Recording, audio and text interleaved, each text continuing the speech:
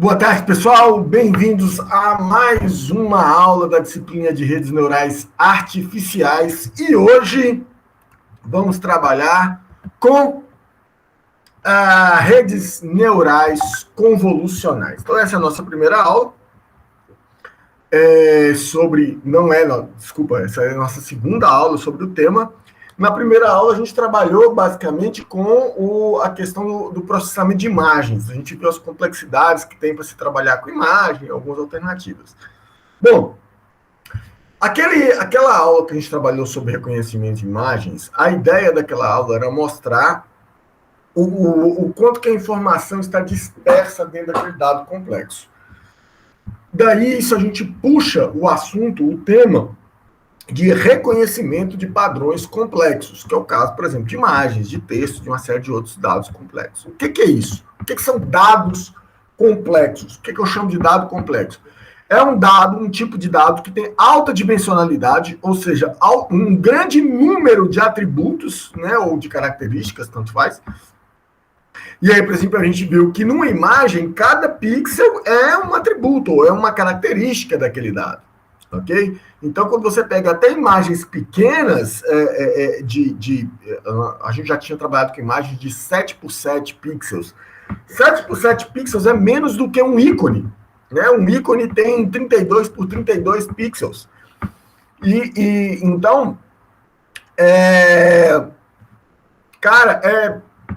mesmo imagens muito pequenas têm uma quantidade absurda de atributos que a gente precisa trabalhar. Não obstante, se cada registro dessa base de dados tem um grande número de atributos, um grande número de características, geralmente essas bases ainda são imensas. Algumas têm milhares, dezenas de milhares, centenas de milhares ou milhões de registros. Então, ele tem um volume muito grande, um número de instâncias muito grande. E o tipo desses dados ainda é, como nós vimos lá embaixo, dados não estruturados. Ou seja, a informação de interesse, o sinal de interesse naquela imagem, ele não está em um pixel, em um atributo. Ele está distribuído entre vários pixels e vários atributos. E aí eu preciso descobrir onde é que está essa informação, filtrar essa informação, tirar um bocado de lixo daquela imagem, de coisa redundante, para poder chegar na informação que me interessa. Então, aí, essa descrição que eu dei de dados complexos, ela serve para imagem, ela serve para texto, ela serve para grafos, redes complexas, tipo uma rede social, por exemplo, ela serve para arquivos de áudio, ela serve para todos esses tipos de dados que a gente chama de dados complexos, que são dados não estruturados. Então, gente, qual que é o problema dos dados complexos? Primeiro problema é redundância. Os dados, eles têm muita informação que é repetida, e aí você precisa fazer uma limpeza nesses dados, né? Tirar a informação repetida, ver da informação que não é repetida, o que é importante, o que não é importante, né? Porque os padrões estão distribuídos ao longo do espaço, no caso de imagem, ao longo do tempo, no caso do texto e do arquivo de som, por exemplo.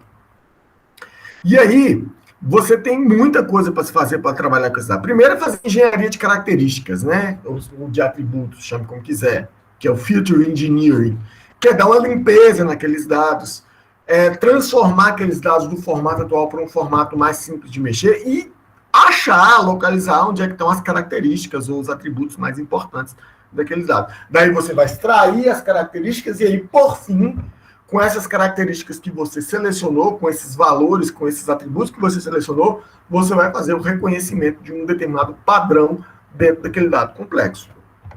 Então, esse mais ou menos o caminho das pedras para se trabalhar com dados complexos. Então, vamos supor que eu tenha aqui um conjunto de imagens que são dígitos, ok? Tem várias imagens de dígitos diferentes aí.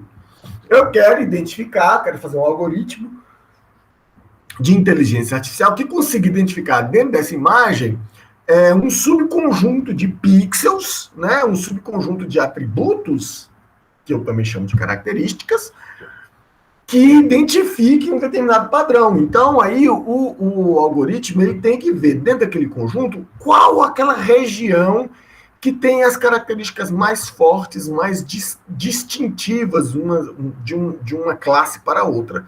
Aí, quando eu extraio esse conjunto de pixels, aí eu vou falar que esse conjunto de pixels, esse conjunto de informações, esse conjunto de dados ali, são as minhas características, ok? Então, com essas características, eu vou passar para um algoritmo de inteligência computacional que é responsável por reconhecer os padrões. Então, dentro daquele vetor de características, ele vai assim, olha, esse padrão aqui eu conheço, esse cara aqui é o João. Ah, esse padrão aqui, dessa digital, isso aqui só pode ser a Maria, ou é o José, ou é a Margarida, e por aí vai. Então, o que eu estou fazendo aqui?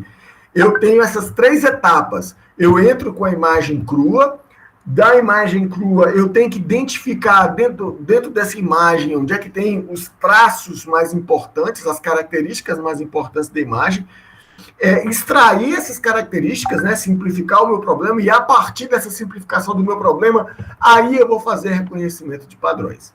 E isso, gente, isso existe para todos os casos. Então, não só para um reconhecimento digital, igual eu coloquei aqui, mas, por exemplo, para fazer o reconhecimento de padrões aqui, se eu quiser identificar, a partir de fotos de um tecido, identificar se aquele é um tecido normal, se ali tem uma neoplasia ou um tumor benigno, ou se eu tenho uma neoplasia / tumor maligno, né? Isso aí eu posso utilizar o mesmo conjunto de passos. E o pessoal utilizou muito isso agora, por exemplo, técnicas de inteligência computacional com radiografias de pulmão para poder identificar se era Covid ou não. Então, o processamento é o mesmo, a sequência de passos é a mesma.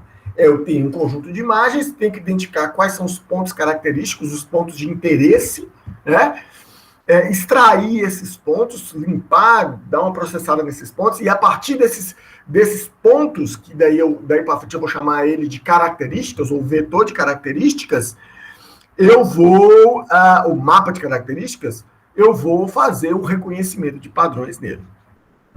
Bom, daí a gente volta e pensa, essas 3 etapas, no aprendizado de máquina clássico, no inteligência artificial clássico, eram 3 etapas que eram feitas pelo pesquisador, na mão. Ele trabalhava, aquilo que nós fizemos na aula passada, com aqueles filtros que a gente fez, aplicando um filtro, testando e vendo qual que fica melhor, tira, põe, vai, volta. E fazia isso tudo na mão, até chegar num momento em que a imagem ela estava pequena o suficiente, reduzida, mas com contraste altíssimo, ok? Aí ele fazia, aumentava, passava vários filtros na sequência, aumentava o contraste, diminuía o tamanho, aí selecionava uma região mais importante ou selecionava os pixels mais importantes, mais característicos, aí, por fim, ele mandava para um modelo de inteligência computacional. Se você pegar, por exemplo, aquela biblioteca que a gente viu, a OpenCV 2, uma boa parte dos algoritmos de detecção de objetos lá ainda trabalham dessa forma. Eles têm uma sequência de filtros pré-estabelecidos, que geralmente são aqueles filtros de Sobel, faz uma detecção de pontos característicos e manda para um classificador linear simples, mais básico, que costuma ser o SVM, que é muito poderoso, mas ele é um método simples. É um método que a gente chama de shallow. Shallow exatamente por ele ser raso, fino, né, pequenininho. Então esse aí é o procedimento, o approach clássico, né, do aprendizado de máquina, que a gente chama de shallow.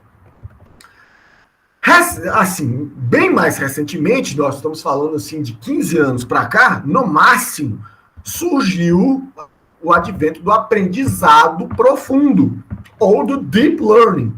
O que é o deep learning? Em contraste com aquele shallow learning que a gente viu anteriormente. O deep learning, você tinha a parte de aprendizado de máquina só lá na parte de reconhecimento de padrões, que é lá no final, na última etapa. O deep learning, ele faz um modelo de deep learning e passa por todas as etapas. Ele faz a detecção de características, a extração de características, a transformação das características e o reconhecimento de padrão. Então, dentro do modelo de inteligência computacional, de deep learning, perdão, ele já faz tudo isso. Ele aprende todas essas etapas durante o aprendizado do modelo, que é, aí a gente tem que demarcar a diferença, que, por exemplo, a extração de características no aprendizado de máquina clássica, ela precedia o aprendizado do modelo. O aprendizado do modelo era só já com as características extraídas, trabalhadas, né, já prontas.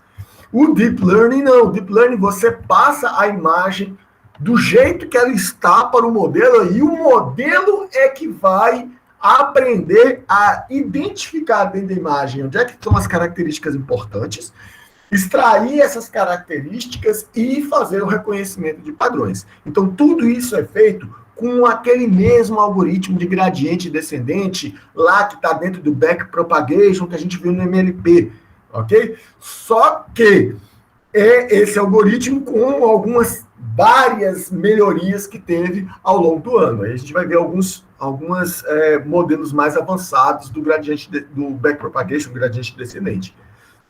Então, a entrada do modelo de aprendizado profundo, ele é o dado complexo. Não é o dado já pré-processado igual na machine learning clássica, ok? E aí ele para que ele funcione, a gente precisa de milhares, milhões de parâmetros, ao contrário daquele do aprendizado de máquina clássica, que os modelos eram pequenos, no máximo centenas de atributos. Aqui qualquer modelozinho tem milhares de atributos, ou dezenas de milhares, chega até milhões de.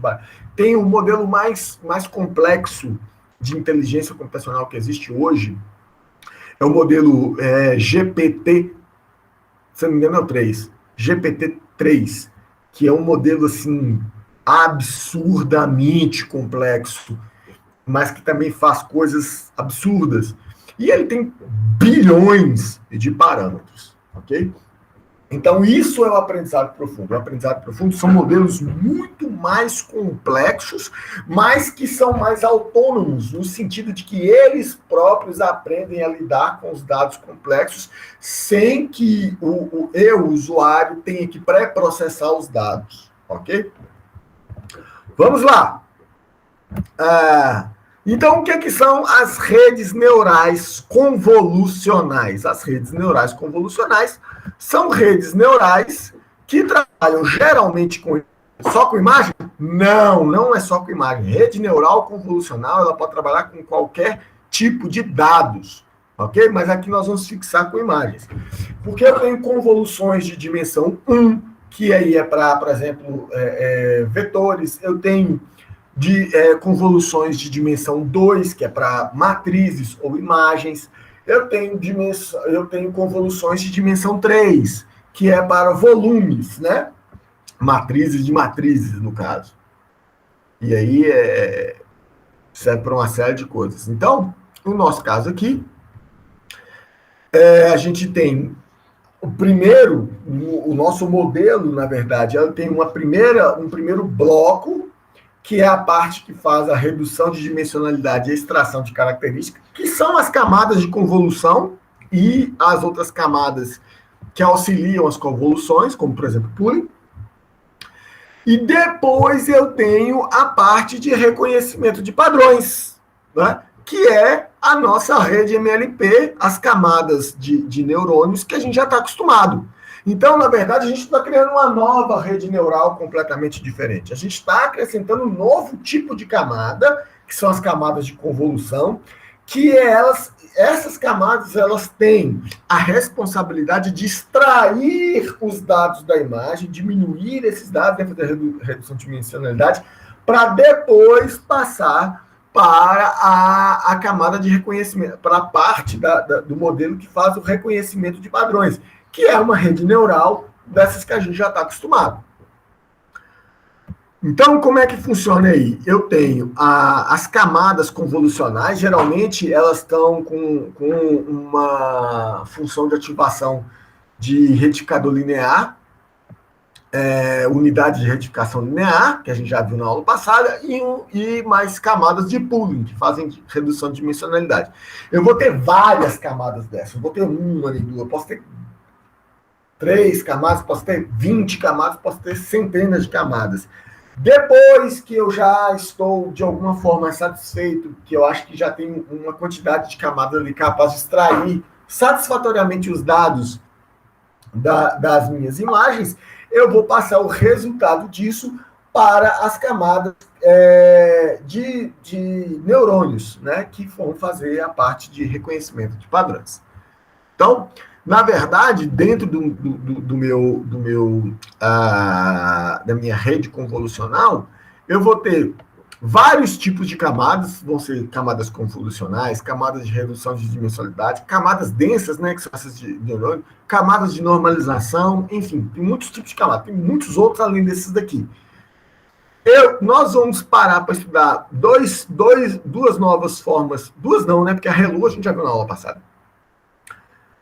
Nós vamos estudar a Softmax, né, que é uma função de ativação para a última camada da rede, e vamos dar uma olhada em uma nova função de custo e novos otimizadores. Com isso, a gente vai compor o nosso modelo de redes convolucionais. Então, vamos começar. Aliás, antes de chegar lá, o modelo de rede neural convolucional, as ConvNets ou CNNs, elas vão ter muitas camadas de convolução, muitas camadas de ReLU, muitas camadas de pooling, muitas camadas de perceptron. Então, com isso aqui, a gente faz a primeira parte, que é o passo forward, a etapa para frente. Daí, a saída, geralmente, uma saída é de classificação, e a gente está... Hoje, nessa aula, a gente está muito preso no problema de classificação de imagens, mas não necessariamente tem que ser um problema de classificação, pode ser um problema de regressão. Por exemplo, para identificação de objetos dentro de uma imagem, aí é um problema de regressão, porque eu tenho que chegar o quadradinho onde é que está o objeto que eu estou procurando em toda a imagem, por exemplo. É um problema de regressão. E tem N outros problemas também. Então, hoje nós estamos aqui com o problema da classificação. Então, a saída da minha rede é uma distribuição de probabilidades que vai associar uma determinada probabilidade para cada uma das classes possíveis, certo? E a classe mais provável, obviamente, é aquela que tem maior probabilidade. A classe enfim, ficou redundante. O meu modelo, então, será treinado comparando essa distribuição de probabilidades com a classe verdadeira. E aí, quem vai fazer isso é a função de custo. Então, nós temos o nosso otimizador. Isso aqui vocês já conhecem, essa figura das aulas anteriores. Nós vamos escolher um otimizador que, a partir da diferença entre a saída da rede e a classe que é referente àquela imagem, ele vai fazer a atualização dos pesos voltando. Então, olha para você ver que interessante. Agora, além de atualizar os pesos dos neurônios, das camadas de perceptron, ele vai atualizar os parâmetros por exemplo, lá de pooling, da camada de ReLU, da camada de convolução, vai treinar aqueles pesos lá da convolução, né, os kernels da convolução, e por aí vai. Então, o processo agora, ele é um processo muito mais caro computacionalmente. Por quê? Porque o meu modelo ele ficou muito maior e também as entradas já são muito maiores e o volume de dados para treinar também é muito maior do que aqueles que a gente estava trabalhando lá nas Multilayer Perceptrons, nas MLPs. Então, vamos falar um pouquinho, revisitar um pouquinho aqui as funções de ativação. A função ReLU, nós já vimos na aula passada, que são as unidades de retificação linear, que elas não deixam passar valores negativos, ok? Só que a gente falou dessa ReLU básica, que é essa que pega o máximo do valor de entrada ou zero, ou seja, nunca vai passar nenhum valor negativo. Só que, na verdade, existe bem mais do que uma função ReLU. A ReLU básica é essa primeira que a gente viu aí, né? Que é o retificador linear, assim, com a função de máximo. Mas a gente tem, por exemplo, o Soft Plus, que é uma função que é o ReLU alisado, amaciado, né? Que é uma função mais suave, e ela aqui admite valores negativos, mas uma pequena porcentagem de valores negativos só. Eu tenho a soft sine, eu tenho a leak relu, eu tenho a relu paramétrica, eu tenho uma outra família ligada, mas levemente diferente, que é as unidades lineares exponenciais, as ELUs, né? Que é o máximo de 0 e x, mais o mínimo do exponencial de x menos 1. Então, ela tem uma diferençazinha. Aí, até a ELU tem variações, como, por exemplo, a unidade linear exponencial escalada e a unidade linear regularizada, exponencialmente regularizada e escalada, que são as CERLUs. Então, existem muitas opções, não necessariamente a gente precisa usar sempre a ReLU, né? E aí, isso aí é uma questão de você testar mesmo para cada problema. Okay? Qual delas vai funcionar melhor? Então, cada função dessa aqui tem um artigo que o cara fala, olha, essa função aqui se comportou melhor do que a ReLU para esse e aquele contexto. Essa função aqui a ReLU se comportou melhor que ela para esse e esse contexto, e por aí vai. Então, isso seria um problema de otimização de hiperparâmetros. Aqui está uma breve comparação entre elas, está vendo que a ReLU é essa que vem sempre o menor valor é 0 e do 0 ela vai subindo. As outras, elas admitem valores negativos aqui, mas não valores negativos muito altos, ok? A vantagem delas é que elas têm uma derivada mais suave. A ReLU ela tem uma derivada muito rígida, né? Qualquer valor menor do que 0, a derivada é igual a 0. Né? As outras elas vão ter uma diferençazinha na derivada. E aqui, à minha esquerda, tem um gráfico comparando as curvas de aprendizado usando cada uma delas, cada uma dessas funções. Você vê que aqui, por exemplo, a função ReLU é a que menos contribuiu com a velocidade do aprendizado. Chega um ponto que ela para. A que mais contribuiu foi, por exemplo, a CERLU, que aí ela propiciou o aprendizado contínuo, a diminuição aqui a diminuição do erro, né, do valor da função de custo.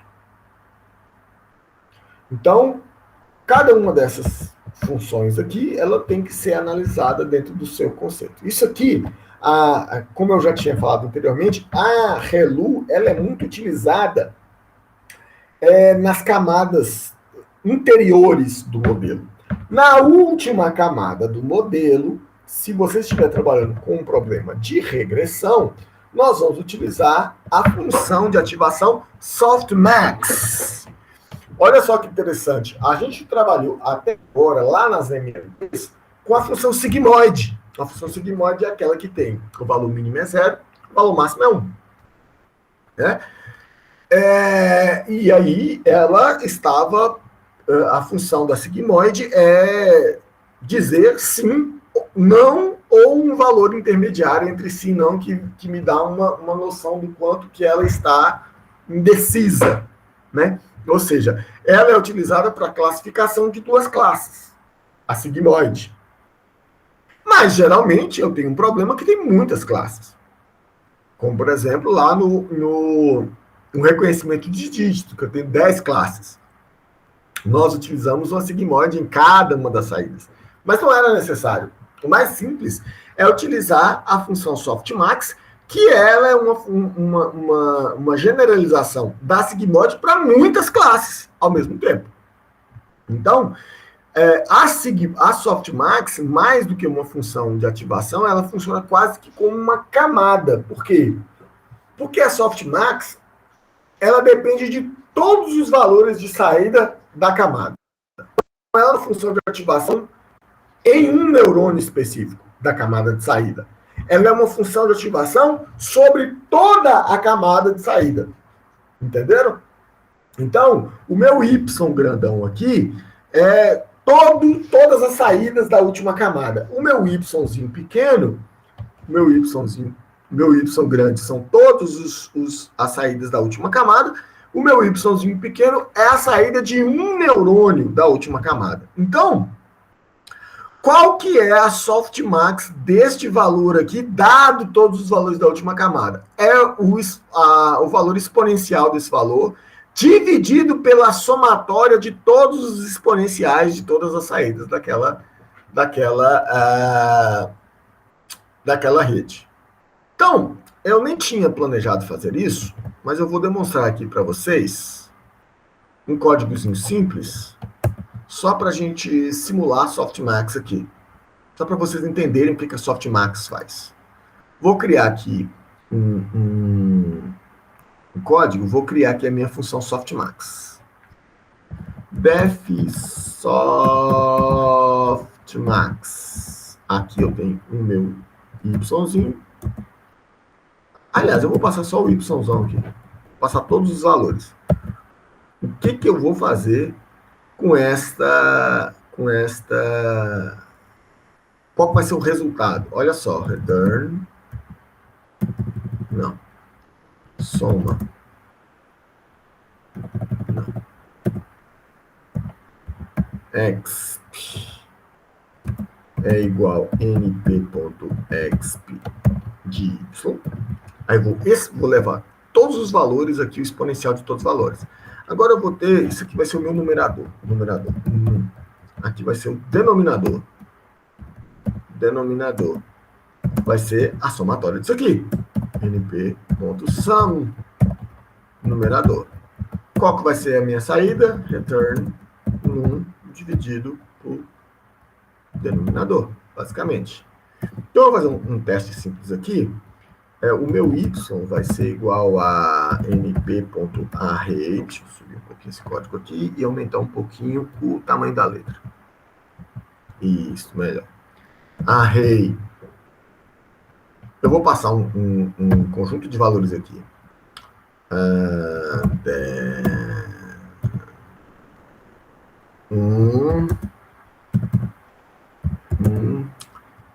2, 0.5, 3. Softmax de Y. Vamos ver se não tem nenhum errinho. Olha só. Então, meus valores aqui eram maiores do que 1, tem os valores altos, os valores baixos. Mas olha só que interessante, a saída da softmax, todos os valores são entre 0 e 1. Todos os valores são entre 0 e 1. Vou até dar um plot nisso aqui. TMP.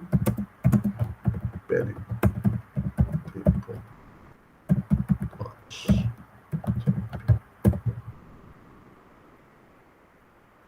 Olha só. O valor máximo é 0,6. Então, quais são as características disso aqui? Se eu pegar aqui qualquer valor grande, sei lá, 18, 2, 0,5, 13. Os meus valores ainda estarão entre 0 e 1. Tá vendo? Então, quanto maior a diferença entre os valores, mais ele vai dar, mais o maior valor vai se aproximar de 1 e mais os menores valores vão se aproximar de 0. Ok?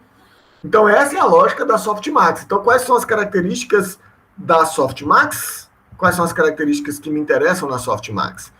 A principal característica da softmax é que a softmax de cada um dos valores desse vetor aqui é igual à probabilidade daquele vetor ser igual, daquela variável aleatória ser igual àquele valor. Ficou difícil essa explicação, concordo. A softmax, a entrada dela é qualquer número real de qualquer tamanho. A saída é sempre um valor entre 0 e 1. Mas não é só isso, não. A soma de todos os valores daquele vetor de saída do softmax tem que ser sempre igual a 1. Então, se você pegar a soma de todos os valores aqui, o resultado vai ser sempre igual a 1. A soma de todos eles. Então, é essa a função da Softmax. Ela vai pegar a saída da minha rede, que pode ter valores negativos, valores muito grandes, valores muito pequenos, e vai esmagar toda a saída da rede para ficar um vetor grande só de valores entre 0 e 1. Então, uma grande distribuição de probabilidades. Assim como a ReLU, não existe só uma função softmax. Muito pelo contrário, existe uma família de funções softmax. Primeiro, por exemplo, que a softmax ela é muito cara computacionalmente, né?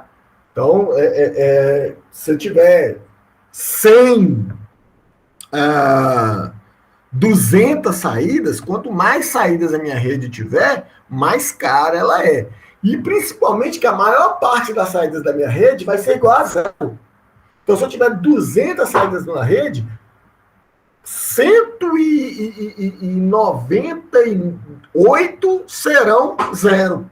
2, 3 delas serão alguma coisa diferente de 0, maior do que 0. Então, existe, por exemplo, a Hierarchical Softmax, a Softmax hierárquica, que ela faz uma indexação e aí, ao invés de ela calcular todos os valores, não, ela calcula só aqueles que têm mais chance de ser maior do que 0 e deixa os outros valores já automaticamente como 0. Então, essa é uma otimização para quando a saída da rede quando a rede tem muitas saídas, centenas, milhares de saídas. Isso é típico, por exemplo, de modelos que trabalham com texto. Modelos que trabalham com texto, ele vai ter uma saída na rede para cada palavra possível no idioma. Então, você pega português, por exemplo, você vai ter 60 mil saídas na rede. Entenderam? Então, é muito importante você ter uma função softmax que seja otimizada para saídas com essa dimensionalidade. Mas não é só elas, não. Além da hierarchical, da softmax, eu tenho a softmin, eu tenho log softmax, a log softmax é bom para problemas muito esparsos, né? A differentiator, Taylor softmax, spherical softmax, dropmax, softmargin softmax, sig softmax, enfim. É uma família de funções e cada uma delas tem a sua própria aplicação no contexto. Beleza? Por padrão, aqui, nesta aula em particular, nessa disciplina, como ela é uma disciplina introdutória, a gente vai utilizar a ReLU básica. A gente vai utilizar a softmax básica, né? Então, da última camada, da penúltima camada para trás, a gente muito provavelmente só vai utilizar a função de ativação ReLU. Lá das camadas convolucionais até a penúltima camada de perceptrons, ReLU. É o estado da arte. É o que geralmente funciona bem inicialmente para todos os modelos. A última camada da rede, a gente vai utilizar a softmax, que é a camada de saída. Isso se o problema for de classificação. Só deixando isso bem claro. Ok? E nós vamos utilizar a softmax mais básica, porque nós não vamos trabalhar com problemas de altíssima dimensionalidade, pelo menos não hoje. Ok, agora vamos passar para os otimizadores. Os otimizadores, gente, vocês já conhecem. A gente discutiu algum deles na aula passada, que aí nós temos o gradiente descendente, que tem no mínimo 3 variações de gradiente descendente, que é o de batch, o mini batch, o estocástico. Você tem o gradiente com termo de momento. O termo de momento ele dá mais uma suavizada. Lembre-se que a taxa de aprendizado, que aqui está representada pela letra grega eta, a taxa de aprendizado ela é um suavizador, né? Ele é um freio, né? Ele diminui a velocidade de atualização dos pesos do modelo. O momento, ele é um segundo, termo de momento, ele é um segundo suavizador. Ele dá mais uma suavizada ainda. Então, o que o termo de momento faz? Que é o que está mostrando aqui. Ele tem mais um suavizador, que é essa letra gama aqui, que ele pega o último valor do gradiente e faz uma média com o gradiente atual. Entendeu? Então, eu nunca pego o último gradiente, o gradiente de erro que eu acabei de calcular, o erro, eu não vou chegar e aplicar ele nos pesos. Eu vou pegar O erro que eu vou aplicar nos pesos é uma média do erro atual com os erros anteriores, entendeu? Aí ele fica bem mais suave. E aí eu tenho N outras funções, outros otimizadores, como por exemplo, o AdaGrad é o que tem olha aqui, uma taxa de aprendizado variável ao longo do tempo. A AdaGrad vem de Adaptive Gradient. Né? O que ele faz? Ele vai mudando a taxa de aprendizado ao longo do tempo. Se o modelo ele não estiver convergindo, ele estiver muito lento na convergência, ele aumenta a taxa de aprendizado. Se ele estiver aprendendo rápido demais, ele diminui a taxa de aprendizado e ele vai brincando com a taxa de aprendizado ao longo do treinamento para poder adaptar. Eu tenho, por exemplo, métodos de segunda ordem, que é o do Levenberg-Marquardt, que é baseado na hessiana, que é a segunda derivada. Não vou nem entrar nisso aqui. Eu tenho o Adam, que aí é o método de momentos também, lembra muito aqui o gradiente com momento, mas a lógica é um tanto quanto diferente. Aí eu tenho eu tenho vários otimizadores. Cara, cada otimizador que você utilizar, ele vai te dar ele vai produzir um modelo diferente. Né? Por padrão, a gente deixa o gradiente descendente. Mas quanto maior for o seu modelo, quanto mais camadas tiver o seu modelo, menos o gradiente descendente puro ele vai ser eficiente. E aí é melhor a gente utilizar o Adam ou o AdaGrad. Além desse, ainda tem RMS Prop. Nossa, tem uma grande variedade de otimizadores. Funções de custo. Olha, até hoje, lá que a gente estava aprendendo em MLP, a gente utilizou o erro quadrático médio, né? O MSE, Mean Squared Error. Só que a partir de hoje, para problemas de classificação, nós vamos utilizar uma função de custo chamada entropia cruzada. A entropia cruzada, ela é uma função de custo que tem que ser utilizada quando a função de ativação da última camada for ou uma sigma, ai meu Deus, minha memória, ou uma sigmoide ou uma softmax. Lembrando que a softmax é uma generalização da sigmoide. Então, se eu tiver um problema de regressão, aí para regressão eu posso utilizar o MSE, Mean Squared Error. Se eu estiver utilizando um problema de classificação, junto com a sigmoide, eu posso utilizar MSE, já utilizamos e funcionou. Não é o ideal. O ideal é utilizar a entropia cruzada. E aí, porque a entropia ela está considerando que tanto a saída esperada do seu modelo, tanto a estimativa gerada pelo seu modelo, quanto a saída esperada, são probabilidades, ou seja, números entre 0 e 1. Lá no MSE, ele não faz essa distinção. Para ele, são apenas números. Aqui na entropia cruzada, eu já estou dizendo, olha, a saída da minha rede é uma distribuição de probabilidade. Então, eu tenho aí a entropia cruzada binária, que é para o caso de você só ter uma saída de 0 e 1 na sua rede, né? E eu tenho a entropia cruzada multinomial. Todas elas a saída esperada multiplicado pelo logaritmo da estimativa. E como aqui eu só tenho duas classes, eu pego aqui a saída esperada e o logaritmo, 1 menos a saída esperada vezes 1 menos o logaritmo. Mas se eu tiver múltiplas classes, eu não posso fazer isso. Eu vou somar aqui para cada uma das classes a saída esperada multiplicado pelo logaritmo da estimativa gerada pelo modelo. Então, isso aqui é a minha função de custo. Beleza, uma vez que a gente já viu isso, agora a gente pode conversar mais sobre a arquitetura dos modelos de redes neurais convolucionais. Então, gente, coisas que eu tenho que decidir. Primeiro, quantas camadas convolucionais que eu vou ter? Em cada camada convolucional, quantos filtros de convolução eu vou ter? Qual que é a dimensão de cada filtro? qual que é o incremento, ou seja, se eu tenho aqueles quadradinhos lá na imagem, eles vão andar de pixel em pixel, de 2 pixels em 2 pixels, de 3 em 3 pixels, ok? Qual que é a função de ativação? Eu posso deixar passar o resultado da convolução, do jeito que está, lembrando que eu falei na aula passada, que se eu deixar passar, se eu não colocar nenhuma função de ativação, podem passar valores negativos, e isso vai piorando o resultado do modelo. Ou eu posso colocar, por exemplo, uma função de ativação lá, que pode ser uma relu, ou pode ser uma outra função de ativação também, não se acanhe, beleza?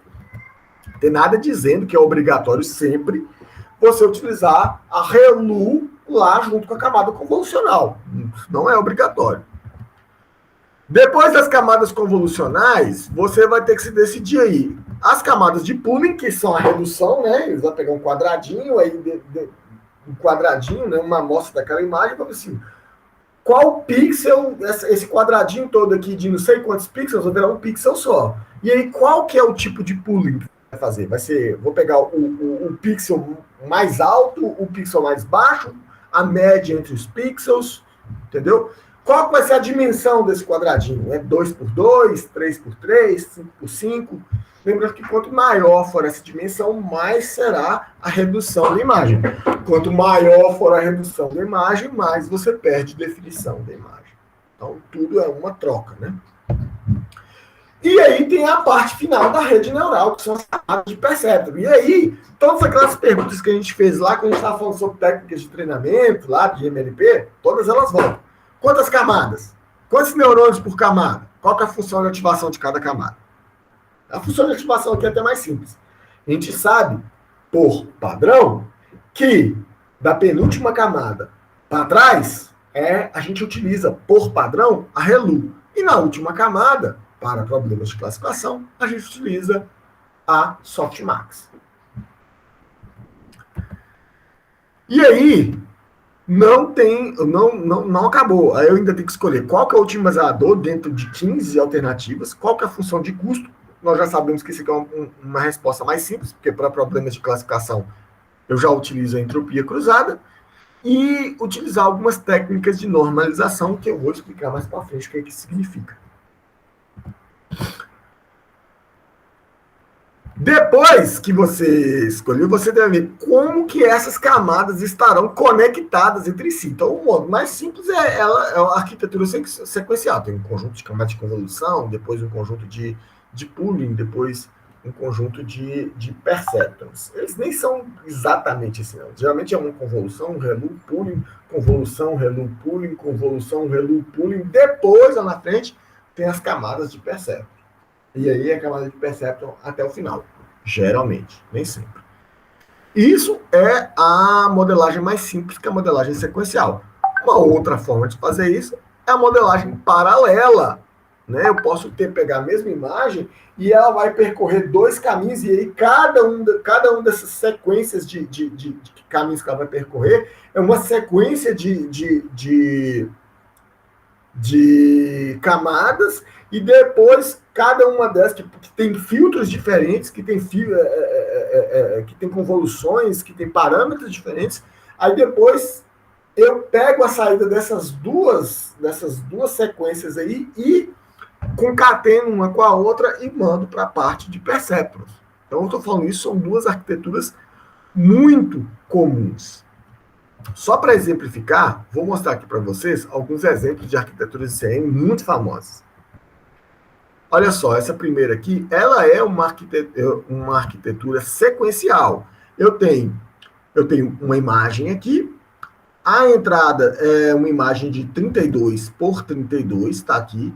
Aí, de cara, eu tenho 1, 2, 3, 4, 5, 6 filtros de convolução de 5 por 5. Esses filtros de convolução passam por um pooling de 2 por 2. Ele gera umas imagenzinhas menores aqui, ó. Depois, eu aplico outra camada de convolução. São quantas aqui? 1, 2, 3, 4, 5, 6, 7, 8, 9, 10, 11, 12, 13, 14, 15. Aqui tá falando só 14. Enfim. 15. Não, aqui eu contei, foram 15 mesmo. 15 filtros de convolução de 5x5, e aí depois eu passo para mais um pooling de 2x2. A saída disso aqui, eu concateno e mando para uma rede MLP de quantas camadas aqui? Não está falando quantas camadas, não. São várias camadas aqui, até ter a saída da rede. Então, essa aqui é uma arquitetura sequencial que tem duas camadas convolucionais, e aqui eu estou considerando uma camada convolucional, uma camada de pooling, uma camada convolucional, uma camada de pooling, e depois várias camadas de perceptrons, até gerar a saída. Uma arquitetura simples. Aqui a mesma arquitetura simples, uma imagem de 32 por 32, aí eu tenho várias camadas de convolução, depois várias camadas de pooling, depois mais várias camadas de convolução, depois mais várias camadas de pooling, e aqui são várias camadas de fully connected. Né? Aqui no meio ele fala que tem conexões gaussianas. O que é conexões gaussianas? Conexões gaussianas significa que ele vai pegar entre uma camada e outra e vai normalizar as saídas. Ou seja, elas vão ter média zero, desvio padrão, contanto que ele especificar lá, geralmente 1. Ok? Isso, qual que é a vantagem? Acelera não, ele regulariza o treinamento. Agora nós temos um outro tipo de camada aqui, que é de arquitetura, que é a Google Lenet, que é uma arquitetura de rede neural famosíssima. Olha, ela começa sequencial, ela tem, olha, tudo que é esse laranjinha barra rosa, não sei, é convolução. Aí você tem, os azuis são average pooling, os verdes são max pooling. E este vermelho aqui no meio, ele concatena, ou seja, ele vem sequencial, depois passa para paralelo, depois concatena, depois paraleliza de novo, depois concatena, e vai fazer isso várias vezes, várias e várias vezes, até que chega aqui no final, ó. Ele manda para uma sequência de camadas de perceptrons, né, completamente fully connected, até que tem o vermelho, que é a softmax de saída. Ele tem até uma outra saída paralela aqui, ó. Interessante essa arquitetura. E olha o tamanho do modelo, olha a quantidade de camadas que tem este modelo. Vamos passar para frente. Olha o tamanhozinho desse modelo aí. Ele começa sequencial, paraleliza, depois concatena, depois paraleliza de novo, depois concatena, faz o max pooling, paraleliza, depois concatena, depois paraleliza mais uma vez. Cara, o negócio é enorme. Olha. Toda caixinha verde aí é uma camada inteira. Não é um neurônio, é uma camada inteira. Até que chega na saída lá.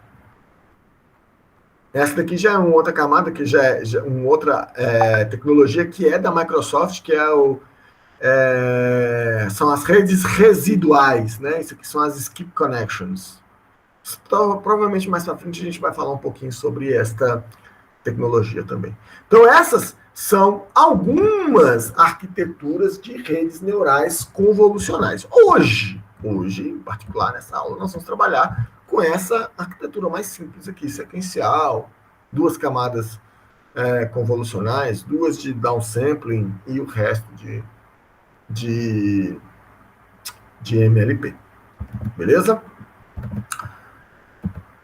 Por fim, já que a gente já conhece agora o que são redes neurais convolucionais, a gente já sabe do que esse bicho te traz. Ó, eu vou pular essa parte aqui de problemas e técnicas de treinamento, vou deixar para apresentar isso um pouquinho mais para frente, ok? Na nossa próxima aula, na verdade, a gente vai falar só sobre técnicas de treinamento, regularização, por aí vai, e aí eu vou provavelmente voltar nisso aqui e aprofundar isso aqui um pouquinho mais. O nosso objetivo aqui agora é aprender o framework Keras. O que é o framework Keras? Ele é um framework para Deep Learning, ok? Existem vários frameworks de programação para Python, para fazer modelos de Deep Learning. Os mais famosos são esses aí, ó. TensorFlow, PyTorch e o JAX, que tem crescido muito nos últimos anos, o JAX. O Keras, ele é apenas você pode utilizar tanto o TensorFlow, quanto o PyTorch, quanto o JAX, junto com o Keras. Ele só é uma interface de programação mais amigável, mais simples do que essas linguagens aí diretamente, ok? Então, por padrão, como a gente está utilizando o Google Colab, o back-end dele, ou seja, a biblioteca que está por trás do Keras, é o TensorFlow. Mas você pode depois configurar o PyTorch, o JAX e por aí vai. O bacana dessas bibliotecas que eu falei aqui para trás é porque, gente, Deep Learning é muito caro computacionalmente. A gente vai fazer modelos pequenos aqui porque não tem como a gente treinar coisas muito pesadas com imagens muito pequenas. As imagens que ele vai trabalhar aqui são imagens pequenas, de 32 por 32 pixels. Não tem como a gente trabalhar com imagem de 600 por 600 pixels. Cara, isso é muito caro computacionalmente. As empresas que trabalham com esse tipo de modelo, geralmente elas são treinadas com hardware específico para processamento massivo, paralelo e distribuído. Então, esses caras têm fazendas de servidores, clusters distribuídos, com hardware dedicado, e aí a gente tem que falar da NVIDIA, né, dos GPUs, né, que são esses hardwares para placas de processamento geralmente desenvolvida para jogos, né, para placa de vídeo, para jogos e para renderização, para trabalhar com imagens, e o pessoal utiliza, como elas têm um poder de processamento muito alto, o pessoal utiliza essas bibliotecas e esses hardwares específicos, como por exemplo aqui nós temos o GPU da NVIDIA, né, que são placas especializadas para processamento muito pesado, e esses modelos ficam utilizando servidores com várias placas dessas e vários servidores, e mesmo assim demoram semanas e até meses para poder treinar os modelos. O negócio é pesado, pesado, pesado mesmo. Não é para crianças, entendeu? Não é para pobres, igual nós, assim, treinar modelos na escala que esse pessoal treina. Treinar alguns modelos de inteligência artificial de Deep Learning, que a Google treinou, que a Microsoft treinou, eles custam de equipamentos, de aluguel de equipamentos, de energia elétrica e de outras coisas, de refrigeração, eles custam milhões de dólares para treinar um modelo, entendeu? Que fica lá treinando ao longo de meses, né? Para poder treinar em clusters de máquinas, que é muito pesado computacionalmente. Então, gente, ao longo dos anos, né? Ao longo dos anos, foram criando novas placas de processamento, e aí as placas estão ficando cada vez mais especializadas. Hoje em dia tem placas de hardware, e aí a gente convém a gente citar aqui a NVIDIA, que é a líder nessas tecnologias. A Intel tem algumas, mas nem se compara, não chega nem aos pés. A Google já começou a lançar um hardware que ela não vende, a Google não vende os TPUs dele, ela tem só Processor Units dela, ela não vende, ela só aluga, fica lá dentro da Google, entendeu?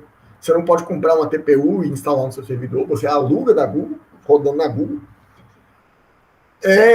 que são hardwares especializados para o treinamento de modelos de inteligência computacional. Como você já viu nas aulas anteriores, você vê que o treinamento de uma rede neural é multiplicação de matriz em cima de multiplicação de matriz, em cima de multiplicação de matriz, e por aí vai. Então é muito, muito, muito caro computacionalmente, e aí estão começando a surgir os hardwares especializados nesse tipo de coisa.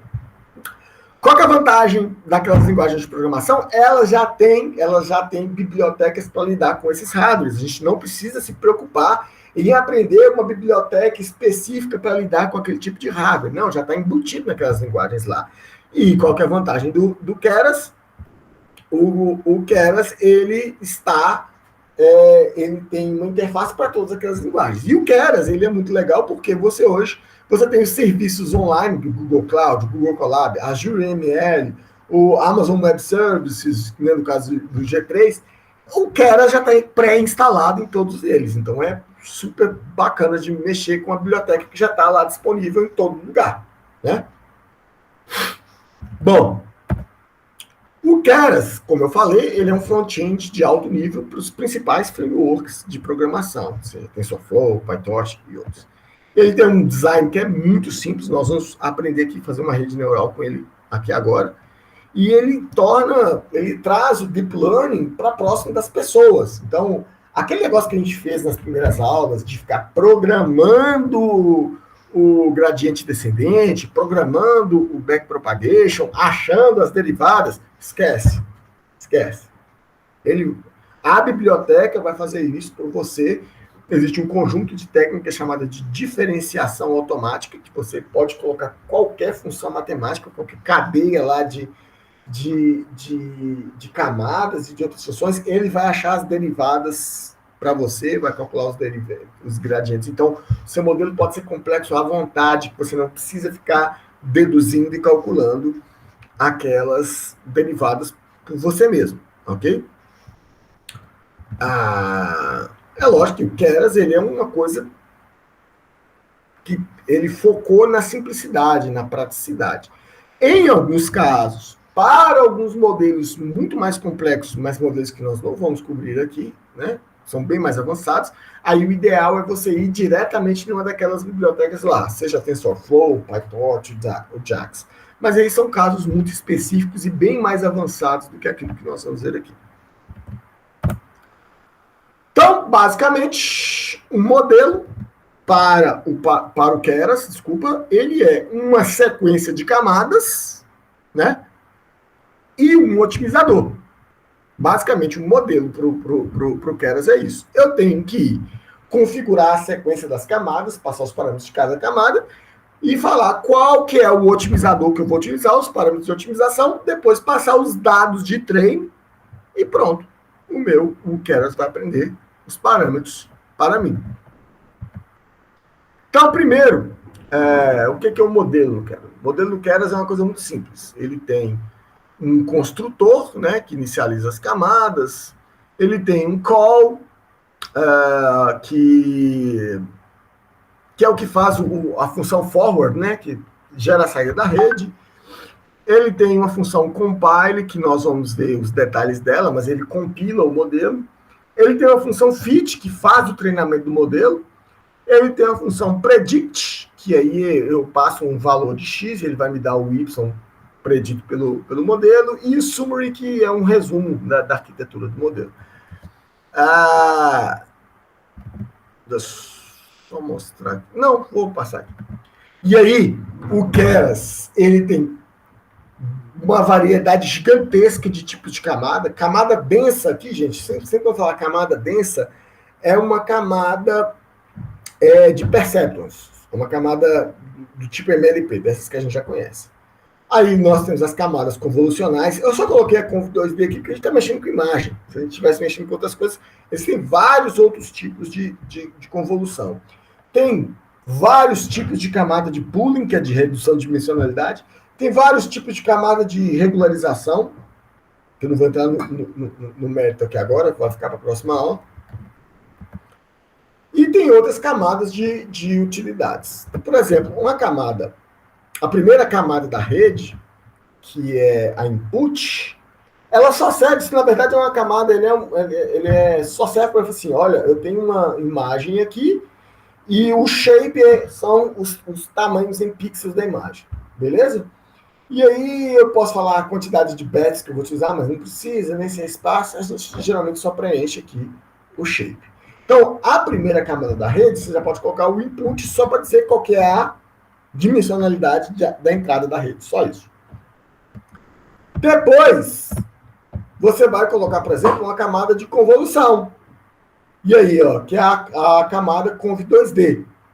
Então, você vai falar assim, primeiro, a quantidade de filtros de convolução. Então, naquela camada, se numa camada normal você não fala quantos neurônios tem na camada, aqui você vai falar, naquela camada ali, quantos filtros, quantas convoluções vão estar acontecendo ao mesmo tempo. Cada convolução vai ser diferente, cada convolução vai ter uma matriz lá com aqueles pesos e por aí vai, vão ser aprendidos durante o processo de aprendizado de forma independente uma da outra. E aí você falar qual que é o kernel size, né? Qual que é o tamanho lá do kernel. Lá na aula passada a gente utilizou os kernels de 3x3, ele era uma matriz de 3x3. Você pode utilizar kernel de 5, de 4, de 16, não importa. Beleza? Aqui tem os strides. Os strides ele fala o quanto que ele vai andar, se é de 1 em 1. Geralmente é de 1 em 1, né? E o padding, porque qual que é o enchimento que você vai colocar na beirada da imagem, porque o kernel de convolução, o importante é o pixel do meio. Então significa que os pixels que estão no canto da imagem, eles não seriam cobertos pela convolução. Então ele preenche uma beiradinha na imagem para que todos os pixels da imagem sejam contemplados. E aqui a função de ativação, como eu falei para vocês, isso aqui, por padrão, a gente utiliza o ReLU. Aqui eu tenho as camadas de pooling, né? Que aí já pode ser o max pooling, que aí é o pooling, a redução de dimensionalidade utilizando o pixel de maior valor. O average pooling, que é a redução de dimensionalidade pegando a média dos pixels. Certo? Aqui você vai colocar a área do pooling, né? Qual o tamanho do quadradinho que ele vai considerar, e aquele quadradinho todo vai virar um pixel só. Lembre-se disso. Então aqui eu tenho um pool size de 2 por 2, significa que eu vou pegar a cada quadradinho de 4 pixels, vai virar um pixel. O que eu estou fazendo aqui? Reduzindo a imagem pela metade. Eu poderia colocar aqui um pool size de 3 por 3. Então ele vai pegar cada quadradinho de 3 por 3 vai virar um pixel. Estou reduzindo a imagem para 1/3. Lembrando que toda vez que você reduz a imagem, você reduz a definição. E a mesma coisa, strides, pad, né? Stride é a quantidade que ele anda, pad em si ele vai preencher para os lados e por aí vai.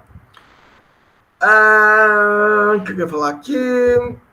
Depois que eu tenho o pooling, eu coloquei na ordem errada, eu tenho a camada densa. O que é a camada densa? É a camada de perceptron. E aí você informa quantos perceptros você vai ter naquela camada, qual que é a função de ativação, se você vai utilizar aquele termo de bias, né, de viés ou não. E aí você tem diversas técnicas de inicialização dos pesos. Eu deixo sempre como padrão, que essa Glorot uniforme aí, ela é estado da arte, é o que tem de melhor para a inicialização de pesos, assim como os zeros lá no termo de bias. Então, aqui você só está falando, olha, eu quero criar uma camada aqui com não sei quantos neurônios, com a função de ativação tal, com bias ou não. Geralmente eu não uso bias aqui, certo? Vamos criar não, passando aqui para frente. Vamos lá. Aqui, por exemplo, eu estou criando um novo modelo sequencial, né? O modelo está vazio. Aqui eu vou adicionar a primeira camada do modelo, eu vou chamar layers lá do Keras. Vou chamar a flatten. Esse aqui tá errado, gente. Desculpa, isso aqui era um input, perdão. Não, mas nesse caso aqui, porque essa aqui não é uma rede convolucional. Agora que eu percebi, essa aqui não é uma rede convolucional. Essa aqui é uma rede MLP, normal. Então ele pega a imagem, que é uma matriz de 28 por 28 e 3 canais, que é o RGB, certo? Aí o que ele vai fazer? Essa camada flatten aqui, ele pega essa matriz e gera um vetor. Então flatten significa esmaga não, é flatten, achata. Flatten, ele achata essa matriz em um único vetor só de grande, de 28 vezes 28 vezes 3, certo? E aí, esta saída dessa rede aqui vai para uma camada MLP, né, uma camada densa, de 128 neurônios com função de ativação ReLU. Aqui eu tenho um dropout, que eu vou explicar na próxima aula. Depois eu tenho mais a camada de saída, que é mais uma camada densa com 10 neurônios e que eu utilizo a função de ativação softmax. Então aqui eu construí um modelo de 1, 2, 3, 4 camadas. Um modelo sequencial de 4 camadas. Um modelo bem simples. O que falta nesse modelo? Falta, por exemplo, eu compilar. O que é o compilador? Quando eu chamo a função compile do modelo, eu estou informando qual o otimizador que eu vou utilizar, qual a função de custo que esse otimizador vai utilizar e quais as métricas que eu quero que sejam colhidas, que eu quero que sejam anotadas, gravadas durante o processo de otimização. Para que servem essas métricas aqui? Para gerar aquelas curvas de aprendizado. Lembra que nós geramos a curva de aprendizado, que ele mostrava lá se estava convergindo ou não? Então, esse métrix aqui serve para isso. Depois que eu compilei o modelo, desculpa, antes de passar para o treinamento, aqui eu tenho que falar quais são as opções que eu tenho de otimizador, quais são as opções que eu tenho de função de custo e quais as opções que eu tenho de métricas. Olha aqui, eu tenho vários otimizadores, vários. Querido, por padrão, ou você vai no o gradiente descendente estocástico, ou vai no Adam, que é o método adaptativo de momentos adaptativos. Esses aqui são os dois padrões, beleza? RMS próprio seria minha terceira alternativa e por aí vai. Você pode testar vários otimizadores diferentes, né? Treinar o modelo várias vezes com otimizadores diferentes e ver qual deles que converge melhor. Agora, quais são as funções de custo? Por exemplo, como eu falei anteriormente, a gente vai utilizar a cross entropy, ou entropia cruzada. Nós podemos utilizar tanto a binária quanto a categórica. Existem outras, por exemplo, com a divergência de Kullback-Leibler, que isso aqui é para distribuições de probabilidade mesmo. E eu tenho as funções de custo para regressão, que é o erro quadrático médio, o erro absoluto médio, o erro percentual, o erro logarítmico, similaridade de cosseno, quando eu tenho múltiplas saídas, e por aí vai. Então, tem muitas funções de custo. Cada função de custo dessa é para um caso específico. E, por fim, as métricas. Gente, todas as funções de custo são métricas que você pode coletar para acompanhar. Você pode, por exemplo, usar a função de erro quadrático médio e colocar lá, ó, eu quero acompanhar aqui com o erro absoluto médio. Vai ser uma métrica que eu quero ver. Né? O erro quadrático médio, a gente sabe que ele é uma medida que depende do valor dos dados. Já o percentual, ele é uma percentual. Ele vai te mandar qual é o percentual de erro do modelo, por exemplo. Então, você pode utilizar uma variável categórica e colocar outras métricas, acompanhar. Então, a acurácia, ela é basicamente quando que o seu modelo acerta ou erra. Basicamente, é uma porcentagem de acertos. Sendo que o pior valor é 0, significa que seu modelo não acertou nada, e o melhor valor é 1, significa que seu modelo acertou tudo. Geralmente, a gente sempre acompanha a acurácia. Beleza? Aí tem a acurácia binária, e tem as funções de todas aquelas funções de custo lá anteriormente, mas a gente geralmente só utiliza a acurácia mesmo. Agora eu vou voltar aqui um pouquinho. Lembrando que essas métricas, as funções de custo e os otimizadores, tudo isso você tem que informar aqui na função compile, na hora que você estiver compilando o modelo. Beleza? Calma, gente. A gente vai ver tudo isso aqui no código. Beleza? Depois que você chamou a função compile, agora sim você vai treinar o modelo. Você vai chamar a função fit. Ok? O que a função fit faz? Ela treina o modelo e ela vai te retornar o log do treinamento. O que é o log? É o histórico daquelas métricas lá para cada época do modelo, para cada época de treinamento. Então, aqui você passa as entradas, as saídas, né, do conjunto de treinamento. Qual que é o tamanho do BAT, né, o tamanho do lote, que nós já explicamos lá no gradiente descendente estocástico. Qual que é o número de épocas, ou seja, o número de iterações de treinamento. A porcentagem do conjunto de treinamento que é utilizada para validação, também já falamos isso na nossa aula lá sobre técnicas de treinamento, o que é a validação cruzada. E aqui nós estamos fazendo K-fold cross validation, né? Que cada batch ele é um fold, né? Escolhido aleatoriamente. Só que naquele batch inteiro eu não vou treinar com todas as instâncias. Eu vou treinar com algumas e vou deixar umas separadas só para saber como é que está o poder de generalização do meu modelo.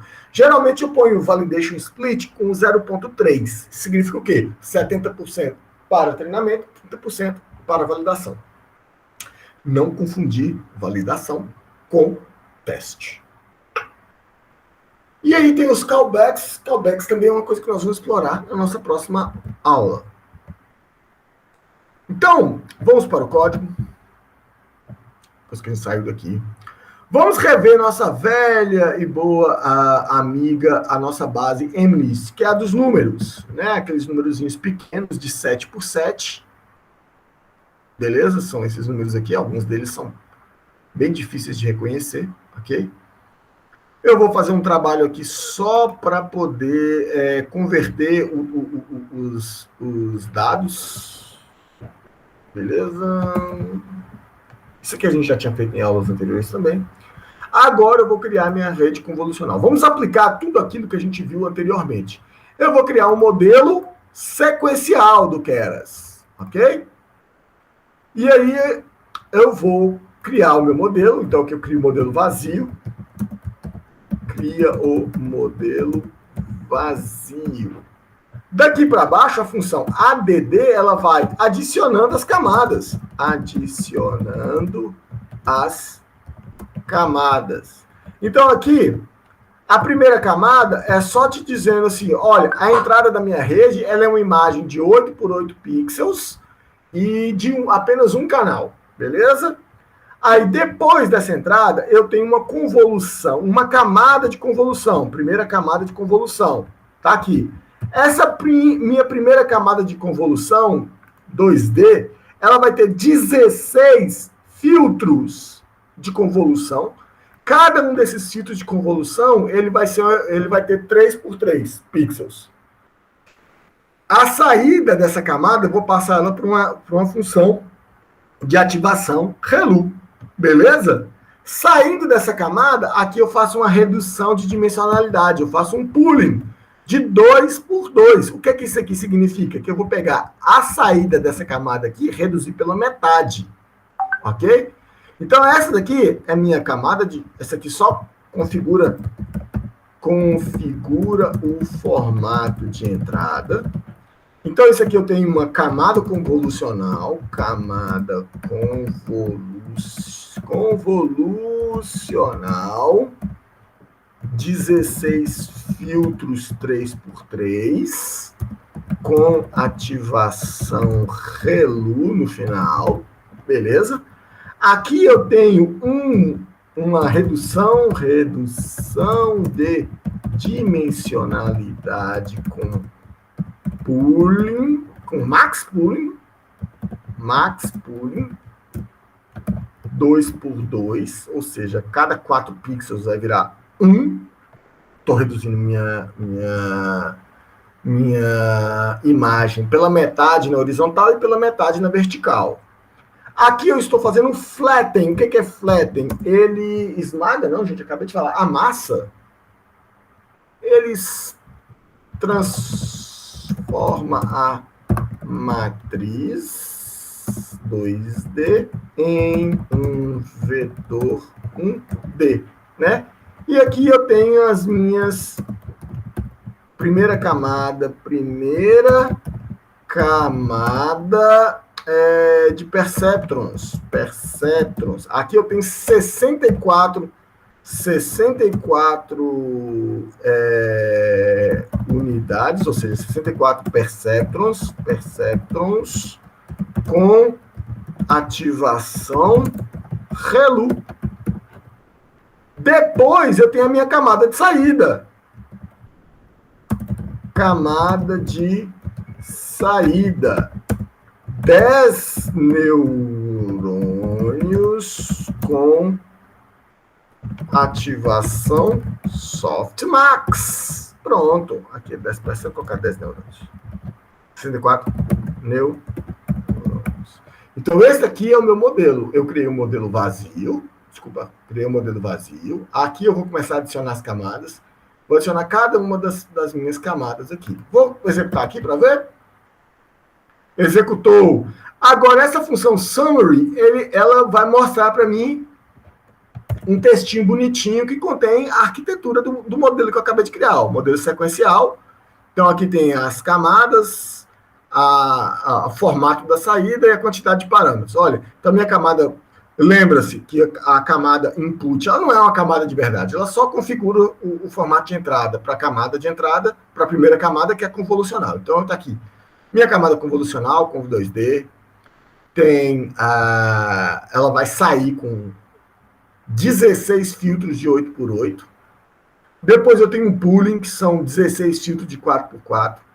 Depois eu tenho a flatten, que a saída disso aqui vai virar um único vetor com 256 posições. Depois eu tenho a primeira camada de MLP, que é a camada densa, que são 64 neurônios. Depois eu tenho a segunda, cada neurônio com 256 entradas, né? Depois eu tenho a última camada, que é uma camada de perceptrons também, só com 10 neurônios, que cada neurônio vai ter 64 entradas, e aí eu tenho 10 saídas da minha rede. Tá aqui, essa aqui é a arquitetura do meu modelo, que corresponde a esse código que eu criei, que eu acrescentei aqui. Agora, isso aqui é legal, mas é mais bonitinho quando eu mando plotar. Igual por aqui, eu vou plotar ele na vertical para vocês verem. TB, top button, né? TB significa top button, de cima para baixo. Tá aqui o meu modelinho. A minha camada de entrada, só de configurando, depois vem a convd, depois eu mando para o max pooling, depois eu faço o flatten, né? Deixo ela toda como um vetor só, na horizontal. Depois eu venho a primeira camada de MLP, a segunda camada de MLP, camada de saída, tem 64, sai 10. Então aqui é bom que ele te mostra a quantidade de valores que está entrando, a quantidade que está saindo, a quantidade que está entrando, a quantidade que está saindo. Beleza? Essa aqui é a visualização na vertical. A outra é LR, left to right, ou seja, da esquerda para a direita. Ela vai te mostrar, ela é assim, ó, bonitinho, na horizontal. Isso aqui é bom para quando você estiver fazendo um trabalho final, você vai mostrar qual é a arquitetura do seu modelo, tá aqui. Agora sim, senhores, agora eu vou mandar compilar o meu modelo, eu vou escolher qual que é o otimizador que eu vou utilizar? Gradiente descendente estocástico. Qual a função de custo que eu vou utilizar? Entropia cruzada binária. Qual a métrica que eu vou acompanhar? A acurácia. Então, isso aqui eu só compilei o modelo. Depois é que eu vou mandar treinar. Eu passo o meu X, o meu Y, falo que eu quero que 30% seja usado para validação e 70% seja usado para treino. Eu quero 50 iterações de treino, 50 épocas, e cada iteração eu quero que sejam utilizadas 100 amostras de imagem lá no treinamento. Vamos treinar essa criança? Pô, só mandar executar aqui e ela vai começar a treinar lá. Aqui já está treinando, ó. Enquanto ele está treinando, você pode acompanhar aqui, ó, o valor. Nós está treinando rápido demais, cadê? Já terminou? Já terminou. 50 épocas, ó, sacanagem. Muito rápido. Aqui ele tem as funções o valor da função de custo, né? E aqui ele está falando, ao longo do treinamento, como que foi a acurácia do meu conjunto de teste. A acurácia aqui é no conjunto de teste. Desculpa, no conjunto de treino. E essa vallosa aqui é o valor da função de custo para o conjunto de validação. E aqui na frente, peraí só um minutinho. Deixa eu virar aqui para a esquerda. Aqui, ó. E aqui tem a acurácia no conjunto de validação. Olha a diferença. Ele atingiu 90% de acurácia no conjunto de treino, mas no conjunto de validação só 88%, lá no final do treinamento. Então, aqui ele vai para cada uma das épocas, para cada uma das iterações, ele vai postar todas essas informações. Como eu falei para vocês, aqui no final, eu estou pegando o log do treino. O log do treino, ele contém a métrica de acurácia para todas as épocas. Agora, eu posso vir aqui e pegar aqui o log do treino. Ele tem um componente chamado History, certo? O History ele vai te mostrar qual que é o valor, por exemplo, do loss, que é a função de custo, e o validation loss. Então, ele vai mostrar qual que foi, como é que a função de custo convergiu para o conjunto de treino e como que a função de custo convergiu para o conjunto de validação. Depois, eu vou ver aqui a acurácia. Como que a acurácia convergiu para o conjunto de treino e como que a acurácia convergiu para o conjunto de validação. Vamos lá?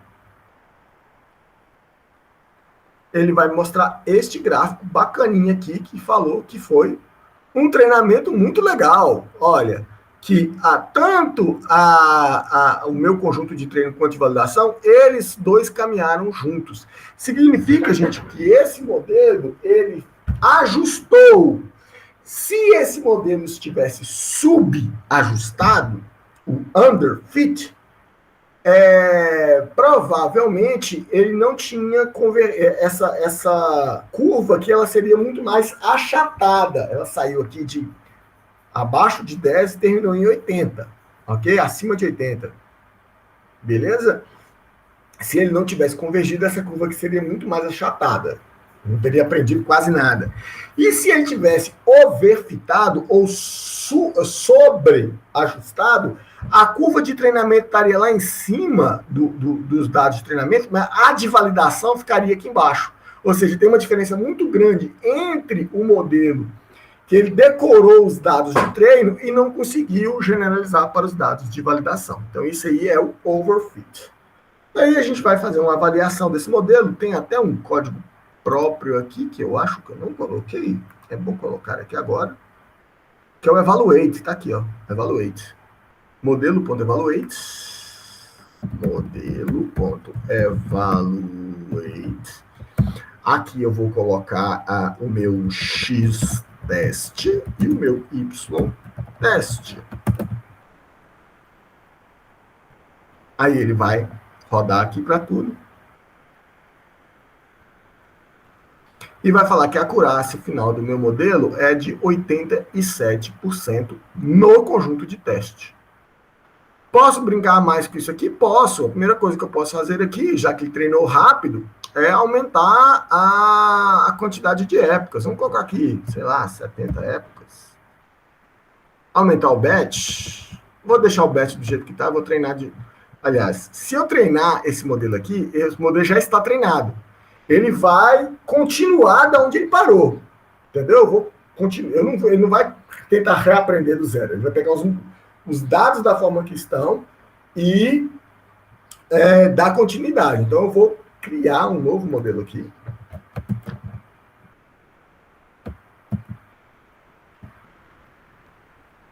Criar um novo objeto, né? E treinar ele do zero de novo.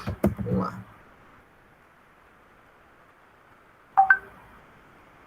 70 épocas. Deixa eu acompanhar aqui. Acurácia de 91% Já acabou o treinamento. De 91% no conjunto de treino e de 90%. Melhorou muito pouco. Estava em 88% no outro. Será que se aumentar aqui o tamanho do batch? Vamos brincar aqui com o tamanho do batch. Vou colocar aqui 150. Nos mesmos 70. Vai ficar um pouquinho mais lento o treinamento. Um pouquinho mais lento, mas muito pouco mais lento.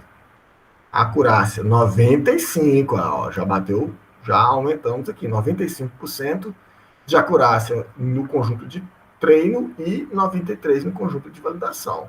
Vamos inspecionar aqui as curvas. Olha só, o tanto que a minha função de custo diminuiu ao longo do treinamento. Olha, a acurácia. Você está vendo que aqui as curvas de validação e de treino elas já estão mais separadas. Então, esse modelo aqui está começando a overfitar. Vou ficar por aqui, não vou além disso. Beleza? Avaliar esse modelo aqui. Qual que vai ser a avaliação final dele? 93% de acurácia. É a avaliação final. Beleza? Aí vocês podem estar pensando, mas ele está com essas imagenzinhas aqui, não tem graça não. Então vamos pegar um problema mais difícil. Né? Vamos sair dessa MNIST aqui e vamos para o conjunto de dados CIFAR. O conjunto CIFAR, tá aqui o site do CIFAR. Ele é uma base de dados clássica da inteligência artificial. Ele é um conjunto que tem 60 mil imagens de 32 por 32, são imagens coloridas, divididas em 10 classes. Aviões, automóveis, pássaros, gatos, deer como se fosse um cervo, cervos, cachorros, sapos, cavalos, navios e caminhões, ok? E aí você tem muitas imagens delas. Você tem, dá para você fazer download dela aqui, beleza? São 163 mega. Aqui já tem o código para fazer download dela, descompactar, mas aí tem um problema. Os dados que eles vêm aqui, eles não vêm zeradinhos, não, eles não vêm bonitinhos, não. Você tem que pré-processar esses dados, porque eles vêm. Ele não vem a imagem pronta, igual a imagem estava no MList, não. Eles vêm aqui em um formato muito doido. Primeiro que você tem que dar um unpickle, que é o formato binário desses dados. Depois, cada imagem ela vem num vetor, né? Ela não vem na matriz, né? Aí, com uma imagem de 32 por 32, ou seja, 1024 pixels, e 3 canais. Então, ela vem aí em 3072, um vetor de 3072 posições, que você tem que pegar isso aí e transformar numa matriz de 32 por 32 com os 3 valores RGB em cada uma delas. Eu já fiz esse código aqui, formatar a imagem, exatamente por causa disso. Então, acho que executei aqui. E aí, por fim, você vai pegar, olha aqui, eu executei lá, tá aqui, ó, cifar 10 bytes. Ele vem com arquivos separados, tá vendo? Data batch 1, data batch 2, cada arquivo desse tem 10 mil imagens, beleza? São 60 mil imagens que ele falou? Acho que são 60 mil imagens. Então, tem aqui os data batches, são 50 mil imagens de treino e apenas 10 mil de teste, que está aqui no test batch, beleza?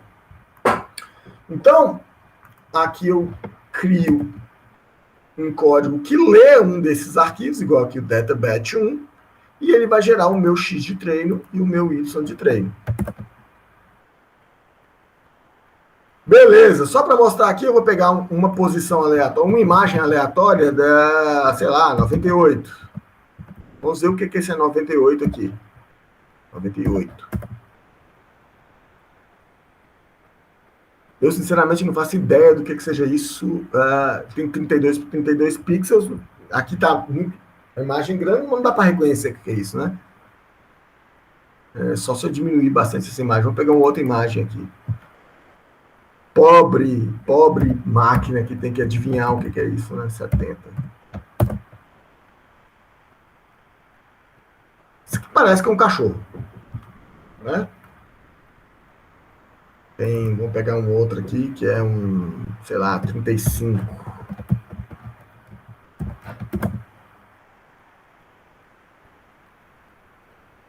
Também não faço ideia do que possa ser isso, mas pode ser um avião, né? Parece que tem uma hélice aqui, enfim. Ok, vou criar minha rede convolucional para poder tentar aprender esse modelo. Olha só, nós vamos começar isso aqui. A ideia de propor esse modelo aqui para vocês não é para que ele funcione perfeitamente, muito pelo contrário. É para mostrar para vocês que mesmo os problemas simples de imagem, utilizando modelos desses, a gente vai ter muitos problemas de aprendizado, ok? São coisas que a gente vai querer resolver na nossa próxima aula. O objetivo da aula de hoje era vocês conhecerem o que é uma rede neural convolucional e ver a sequência das camadas, como que elas se conectam, o porquê dessa sequência de camadas, e conhecer um pouquinho mais sobre o framework Keras. Nós vamos montar um modelo aqui, que vocês vão ver que é um modelo muito mais complicado do que aquele outro, né? E que ele não vai, ainda assim, não vai se comportar bem. Ele é um modelo anêmico. O que é um modelo anêmico? Está faltando mais camadas, está faltando mais parâmetros. Esse modelo aqui, ele subajusta, ele dá underfit. Ele não é capaz de aprender essa distribuição. Agora, eu estou treinando ele apenas com 10 mil imagens. O ideal seria treinar ele com mais imagens do que eu tenho. Mas isso faz parte dos problemas que a gente vai discutir na nossa próxima aula, que são os problemas de se treinar modelos de Deep Learning. Vamos dar uma olhada nisso aqui. Olha só. Eu tenho aqui uma rede sequencial. A minha entrada vai ter 32 por 32 pixels e RGB, né, que são os 3 canais. Aí eu tenho a minha primeira camada, que vão ter 64 filtros de convolução de 5 por 5, uma função de ativação ReLU, ok? Nem precisava desse resto aqui, vou até tirar. Aí eu faço um pooling, reduzo pela metade. Aí eu já ponho até um dropout aqui. Eu vou explicar dropout na próxima aula. Depois eu tenho mais uma camada de convolução de 32 filtros de 3 por 3, uma ReLU. Depois eu reduzo pela metade de novo. Depois eu faço um flatten, que aí eu pego toda aquela saída ali e boto tudo numa linha só. Aí eu começo a minha rede MLP. A minha rede MLP ela tem 3 camadas. A primeira tem 200 neurônios, a segunda tem 100 neurônios e a camada de saída tem 10 neurônios, porque são 10 classes. Então, esta aqui é o meu modelo de rede convolucional para resolver aquele probleminha lá. Vamos dar uma olhadinha aqui. Olha, ele é um modelo bem mais profundo do que aquele primeiro modelo que nós criamos, que também era para imagens mais simples. Então, esse daqui é um modelo que tem 1, 2, 3, 4, 5, 6, 7, 8, 9, 10, 11 camadas. Ok? Aquele nosso modelo anterior, se eu não me engano, tinha 5 camadas. 5 ou 7 camadas. Esse daqui tem, quantas que eu falei? 11. E 454.238 parâmetros tem o nosso modelo. Então, vou plotar isso aqui, vou plotar ele na horizontal. Vou ficar top button.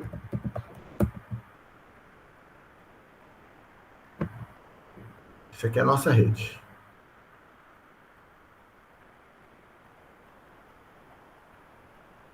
Beleza, agora nós vamos utilizar o otimizador Adam. Você já viu que eu não estou utilizando mais o gradiente estocástico. Por quê? Porque esse otimizador, o Adam, ele funciona melhor para modelos maiores, para modelos mais profundos, beleza? Do que o gradiente descendente estocástico. Mesma função de custo e a mesma métrica. Aqui, o meu fit, do mesmo jeito. Eu vou ter aqui o meu X de treino, meu Y de treino, 30% vou deixar para validação, 40 épocas e o tamanho do bet igual a 100. Posso até mudar isso aqui para 200. Vou colocar aqui 60 épocas. Gente, agora isso aqui demora para treinar para caramba. Nosso modelo é muito mais pesado. Olha a lerdeza que ele vai treinar aqui. Ó, tá na primeira época ainda. A acurácia do meu modelo aqui, 10%. Ainda não terminou, não. Vamos ver até quando ele chega. Na primeira iteração, eu consegui 10% de acurácia e 14% de acurácia na validação. Aqui é a segunda iteração de 60 iterações. Então, isso aqui vai demorar bastante. Enquanto ele vai treinando aqui, eu quero mostrar para vocês, eu deixei salvo aqui, obviamente. Deixei salvo aqui para vocês. Para mostrar.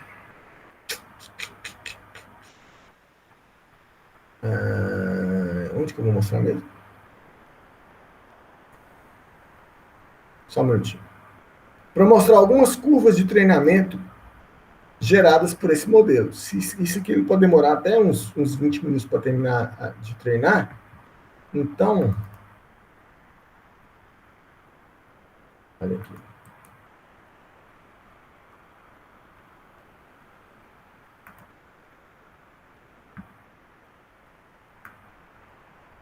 Dê uma olhada nisso aqui, pessoal. Isso aqui foi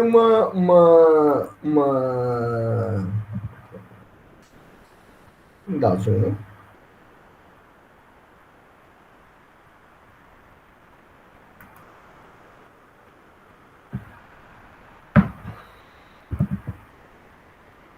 Isso aqui foi uma função de treinamento que eu treinei ontem. Olha só isso aqui.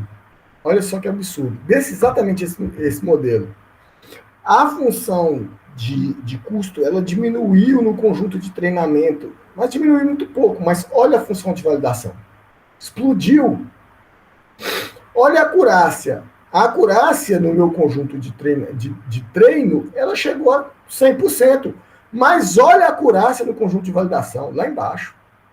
Esse é um modelo que ele overfitou, e ele overfitou muito, porque a diferença entre a acurácia de treinamento e a acurácia do conjunto de validação é muito grande. Ou seja, ele decorou os dados de treinamento e não conseguiu generalizar para os dados de treino. Então, esse também ele é um modelo anêmico. Se não me falha a memória, eu tenho até uma outra aqui, depois que eu acrescentei mais coisas, que deu uma melhoradinha, mas não uma melhorada suficiente para falar assim, olha como o modelo ficou bom. Dê uma olhada nesta imagem aqui. Não, não é isso que eu queria. Isto. Caramba.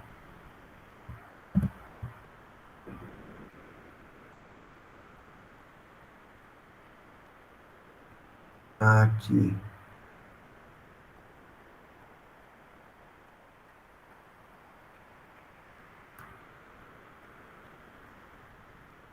Vai, gente, cadê? Isto, até que enfim. Aqui. Depois que eu aumentei o número de camadas nele, olha só, aí ficou um pouquinho menos ruim. Ficou um pouquinho menos ruim. O meu conjunto de treinamento, a função de custo, ela convergiu bem, saiu de 35, chegou aqui em 0,5, mas o meu conjunto de validação, ele foi acompanhando até um certo momento, depois ele não desceu mais. A mesma coisa você pode notar aqui na acurácia. A acurácia do meu conjunto de treinamento continuou subindo, mas chegou em algum momento aqui que o meu conjunto de validação parou, ele não melhorou. Ele está... Enquanto o meu modelo, no conjunto de treinamento, ele chegou a 90% de acurácia, no conjunto de validação, ele chegou a 60% só. Então, esses são sintomas de um modelo anêmico. Beleza? Falta bastante coisa aqui. Então, aqui, olha para você ver aqui, o meu modelo ainda está na iteração 16, ainda falta bastante para ele terminar. A acurácia do conjunto de teste, de treino, está de 56 e a acurácia no conjunto de validação está em 54. Até que não divergiu muito ainda, mas ainda tem muita coisa para treinar aqui pela frente. O que nós vamos fazer? Isso aqui vai demorar um pouquinho para terminar. Nós já estamos com quase 2 horas de aula já. Só para mostrar algumas coisinhas antes da gente terminar essa aula em específico, porque na aula que vem a gente vai treinar vários modelos com configurações diferentes e por aí vai. Depois que você termina, como eu já mostrei para vocês, você tem essa função evaluate, que ele vai te dar qual que é a acurácia, certo? Para as métricas que você especificou nos dados de teste. Mais do que isso, você pode salvar o seu modelo, salvar o seu modelo para depois você reutilizar ele várias vezes. Você só pega modelo.save e aí você só fala o nome do arquivo lá, .h5. Quando você mandar salvar, o H5 é um formato padrão, gente, para esse tipo de dados no Keras. Então, quando você mandar salvar, você vem nessa pastinha aqui do lado, você pode escolher o arquivo que está salvo aqui e mandar fazer o download dele para sua máquina, ok? E aí, quando você quiser recuperar esse modelo de novo, você faz upload aqui do arquivo e pega lá, você tem uma função no Keras chamada Load Model. Aí ele já cria o modelo para você e já te devolve ele, você não precisa de ficar treinando toda hora o mesmo modelo. Nós estamos na 23ª época. Estamos com 65% de acurácia no conjunto de treino e 56% de acurácia no conjunto de baliza. Você está vendo que aqui está aumentando e aqui está estável. Ó, aumentou um pouquinho agora. Aumentou um pouquinho, só porque eu falei. Não. Não. Sim. Ok? Gente. O que mais? Ah, sim, claro. O que eu quero que vocês façam? Quero que vocês deem uma olhada nesse código, quero que vocês absorvam, quero que vocês façam experimentos, quero que vocês acrescentem camadas, tirem camadas, aumentem o número de neurônios, aumentem a quantidade de convoluções, diminuam a quantidade de convoluções, façam experimentos, criem modelos para tentarem resolver este problema aí e vão ver qual que é o maior valor de acurácia que vocês vão conseguir. Na nossa próxima aula, nós vamos discutir todos os problemas e técnicas para poder melhorar o treinamento desses modelos. Técnicas de regularização, técnicas como, por exemplo, aumento de dados, né, data augmentation, como reutilizar redes que já existem, partes de redes clássicas que já foram treinadas, né, você não tem que treinar a rede toda do zero, e aí uma série de outras técnicas de treinamento que são muito comuns dentro do Deep Learning, dentro das redes neurais convolucionais. Isso posto, pessoal, ficamos por aqui hoje e eu espero vocês na nossa próxima aula. Falou!